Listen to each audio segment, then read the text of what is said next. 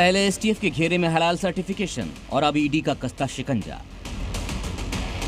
लखनऊ में हलाल सर्टिफिकेट बांटने वाली संस्थाओं के खिलाफ अब मनी लॉन्ड्रिंग के तहत केस दर्ज करने की कवायद शुरू हो गई है। मामले में पहले से जांच कर रही यूपी एसटीएफ से जानकारी लेने के बाद अब ईडी ने केस दर्ज करने के लिए अनुमति मांगी है। इस केस में ईडी की एंट्री क्यों हुई, अब वो समझिए। सूत्रों के मुताबिक जांच में हलाल सर्टिफिकेट बांटने से होने वाली कमाई को कई कंपनियों में डाइवर्ट किया गया, जिनमें से कई कंपनियों के शेल कंपनियों के होने की आशंका है। इस मामले में जमीयत-ए-उलेमा हिंद के मौलाना महमूद मसद अदनी एसटीएफ के सवालों का सही जवाब नहीं दे पाए। लिहाजा अब ईडी इस मामले में मनी लॉन्ड्रिंग के तहत जांच करना चाहती है। हलाल सर्टिफिकेशन में फर्जीवाड़े की खबरों के बाद हलाल सर्टिफिकेट देने वाली संस्था हलाल काउंसिल ऑफ इंडिया के 4 लोगों को मुंबई से गिरफ्तार किया गया था।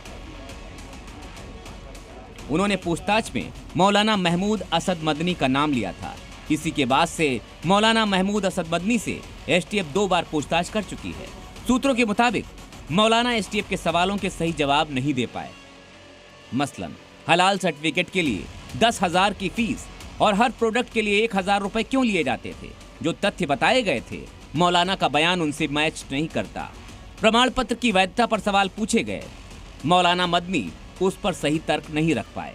मुंबई दफ्तर के बारे में भी मौलाना महमूद मदनी के बयान सही नहीं पाए गए। हलाल सर्टिफिकेट की कमाई को लेकर किए गए दावे महमूद मदनी के बयान से मेल नहीं खाते।